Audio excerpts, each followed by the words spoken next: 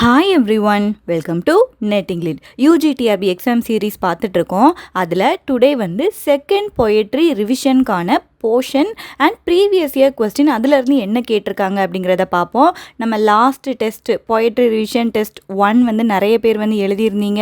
And எழுதின எல்லாருக்குமே ஒரு குட்டான ஒரு அப்ளாஸ். நீங்கள் வந்து 40க்கு மேலே மார்க் எடுத்திருந்தீங்க அப்படின்னாலே நீங்கள் ஹார்ட் ஒர்க் பண்ணியிருக்கீங்க அப்படின்னு சொல்லி தான் அர்த்தம். ஏன்னா ஃபில் இன் த பிளாங்க்ஸ் வந்து ஆன்சர் பண்ணுறது அவ்வளோ ஈஸி வந்து கிடையாது. அண்ட் அதில் பார்த்தோம் அப்படின்னா ஒன் கேர்ள் வந்து 47 மார்க்ஸ் எடுத்திருந்தாங்க அப்படின்னு சொல்லி மென்ஷன் பண்ணியிருந்தாங்க.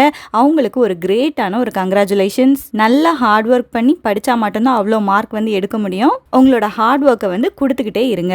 அண்ட் செகண்ட் எக்ஸாமோட சிலபஸில் பார்ப்போம். டோட்டலி வந்து 11 போயம்ஸ் வந்து செலக்ட் பண்ணியிருக்கேன். இது வந்து ஆர்டரில் இல்லை, ஆனால் ஒரே ஆத்தர் வந்து 2 போயம் எழுதியிருக்கும் போது அதை வந்து ஒரே இதாக கொண்டு வருவோன்னு சொல்லி கொண்டு வந்திருக்கேன். அண்ட் அந்த சிலபஸ் என்னன்னு சொல்லி பார்ப்போம்.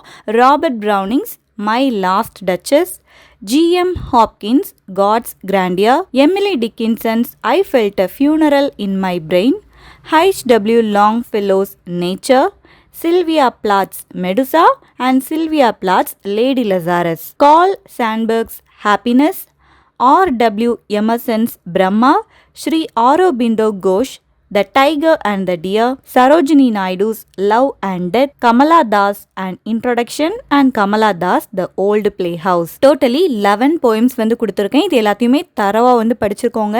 And again fill in the blanks டைப்பில் தான் எக்ஸாமில் கொஸ்டின்ஸ் வந்து இருக்கும்.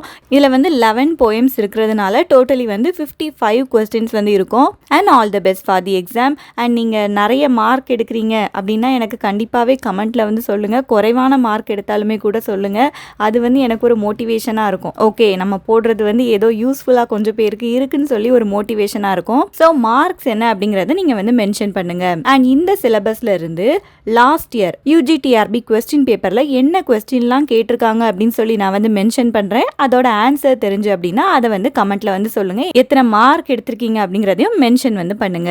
த first question is, who is the imaginary painter mentioned in the poem my last duchess? The options are the Duchess, Fra Pandolf, Lawrence, Alfonso. The second question is, it gathers to greatness like the ooze of oil crushed.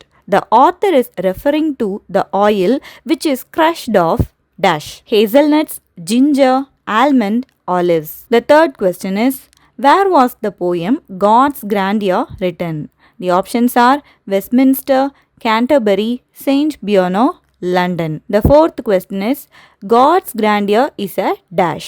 The options are sonnet, elegy, ode, lyric. The fifth question is, what is the rhyme scheme followed in the first stanza of the poem Brahma? The options are A B C D, A B A B, A B B A, A B A A. The sixth question is, I am Indian, very brown, born in Malabar. I speak 3 languages, write in 2, dream in 1. In which of Kamala Das poems do these lines take place? The options are The Freaks, Composition, and Introduction, The Old Playhouse. And the last and final question is, you called me wife. I was taught to break sasharin into your tea.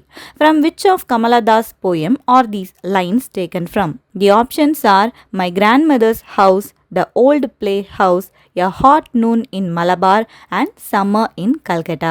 And exam வந்து coming Sunday வந்து இருக்கும். Sunday 6 o'clock நான் அந்த question video post பண்ணுற மாதிரி போடுறேன். நல்லா தரவா line wise and extra information கூட நீங்கள் வந்து நெட்டில் வந்து படிச்சுக்கோங்க. நான் கொடுத்த இன்ஃபர்மேஷனும் கரெக்டாக அப்படிங்கிறதையும் கிராஸ் செக் பண்ணிக்கோங்க. நல்லா தரவா படிங்க.